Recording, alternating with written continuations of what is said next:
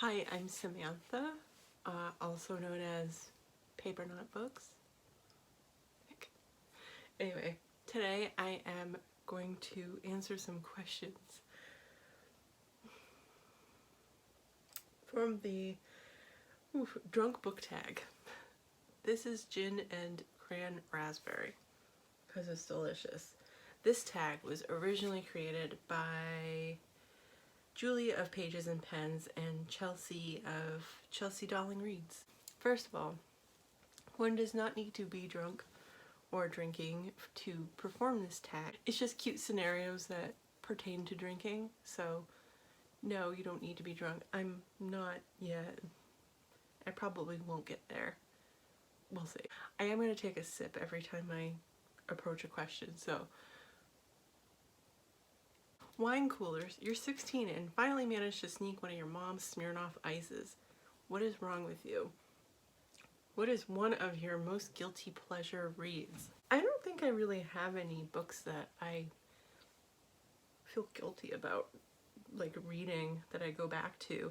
The one that I do is going to be a toss-up between the Folk in the Air series by Holly Black and The Raven Cycle, just because you're a young adult and, you know, dealing with teen problems in a way, I guess. I don't know. They're just something else. And maybe Space Boy, because it's cute and soapy. I don't know. I don't feel guilty about reading them though, so I'm not embarrassed that you know that I read them and that I love them. So, Beer. You've made it to college and are hosting your first kegger. Go me. Pick your favorite new adult or college-aged book. I had a hard time with this because I don't read new adult. College age, I think of Fangirl. I absolutely love that book because it's really it's about going to college for the first time and like your anxiety about going to college. And I identified with that. I liked the character too. I think I identified with the character more. But in terms of new adult, I don't really read it because I have this understanding that it's really just a gateway to, I don't know, erotica. That's how I've seen it, or at least that's what it seems to be on the YouTube, or from what I've seen of the people that I follow. But anyway, I think of An Absolutely Remarkable Thing by Hank Green, because it's got this 20-something, young 20-something year old college-ish aged woman who is using language that she talks a way I wouldn't talk because she's a lot younger than me. And I don't know, I just feel like that's definitely it. And it's a good one too. It's a really good, well, I don't know if the whole series is good yet, but that book is good. Tequila. You partied too hard last night and drank a little too much Jose Cuervo. There's no such thing. What's a book that you never want to see again, or at least your least favorite book? I had to look this up because I didn't know the title, because I avoid it. It's called Falling Together. This is it. This book I listened to on audio. Now let me tell you, there is a plot, which is good. The characters are dicks. They're all these pretentious douches, and I hated them. I hated all of them. It's about these three college kids. Well, they're not college kids. I think they met in college. They grow apart for some reason. And one of the characters marries this guy who's a douche, and she runs away. And he approaches the two other friends in the group, and he wants them to help him track her down. It's very clear that she's run away and he wants her back and blah blah blah. But anyway, I hated everything about this book. Worst of all, the narrator, I don't know who did it, the narration. I'll put it here somewhere. She used that WH, the whip, who, and what. It's just, I couldn't stand it. It's just, ugh, it was annoying. But it was for every W sound. It was over accentuated and annoying, and I hated it. I can't believe I even got through the book. Beer Bong. What's a book you read super fast? That would be My Sister the Serial Killer. I actually stayed up. Oh, and also The Raven Cycle, which I know I used in question 1, but every now and then, okay, so when I get really into that series, so when I start it, you just can't help it. You have to stop. You have to keep reading. You just have to. It's so good. But My Sister the Serial Killer became that too. Spring break. You've thrown your inhibitions into the wind and ended up having a sexy night you'll never forget. What is your favorite smutty read? Oh shit. I don't read smut, so I have to say Saga has, I mean, there's a lot of visuals in that because it's a graphic novel series and it's very graphic. I mean, like, graphic.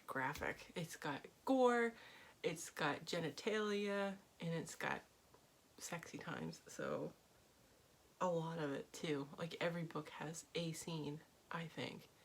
Screwdriver. What's the most twisted book you've ever read? Okay. I picked one eventually, but I had a hard time with this question because there's a lot of ways to interpret the word twisted, and I know I'm getting too deep into it and I'm almost out of juice, so thank God we're more than halfway through this. Just to throw them out there, The Hike, Invisible Monsters, Going Bovine, that I was really trippy, and The Fifth Wave, the series as a whole, really was something else. But my official answer is The Confederacy of Dunces. So I only read this book because when I was doing internet dating, one of the questions on, I think it was eHarmony, they ask you what your favorite book is, and 3 out of like 5 men responded with The Confederacy of Dunces. So I went out of my way to read this book. It was difficult for me to track it down because all of the copies were out in my library, so it took me like a month to get it. And then I was sorely disappointed when I got it. I think I ended up giving this 2 or 3 stars. It was too much. And I now question the men that I've been set up with over time. Long Island iced tea, the melting pot of alcoholic beverages. What is one of your favorite diverse reads? My favorite diverse read is actually my favorite read. And diversity is actually one of the core concepts of this book. It is called Space Opera by my favorite author, Catherine M. Valente. Sex on the Beach, a drink that's great in theory, but wasn't exactly all it cracked up to be. What is a book that just didn't live up to the hype? I have a series. Now, I don't think anyone actually read this series, so yeah. This is Starbound. It's a series that takes place in space. The first book is about this Titanic-like spacecraft that, you know, Titanic guises to something. Many deaths. And each book in the series opens with a meet cute situation, and these characters couple off, and stuff happens. I don't know. I don't know if any booktubers actually read this series, but I remember 100% of all the booktubers that I was following in like 2014, 2015, they were all hauling this book. These Broken Stars, and then the Fractured blah blah blah, and the other one. And all of the books, they were okay, but they weren't great. Really disappointing. Wine. You've just gone through a rough breakup, so you park yourself in bed in your favorite bottle of wine and some ice cream and a bucket of your tears. Name a book that made you cry all of your feels. For a book that I would probably read because it's kind of romantic, it's going to be The God-Shaped Hole by Tiffany de Bartolo. And because it's good. That's all I'm giving you because I don't want to give it away. Strip Club was the sexiest naked book. I should show you. This is the book in its non-nude form. Oh, Jesus. My light is so friggin' bright, but look at that. Look at that crown. And the seaweed and the other seaweed. Kelp. And it's foiled. Beautiful. I don't know if this is exclusive to the Barnes & Noble edition. I do have the other one and I don't know where it is. It's floating around somewhere. I have a second visual. This is one of my favorite covers from 2018. Yeah. But hey, it's got a map and oh god, I love that. And you can actually read it. I don't have to flicker it around. Oh, and look at the signage. I am tipsy now. I have plans after this video, so I'm gonna leave you for now and talk to you later with another video. Eventually sober, I hope.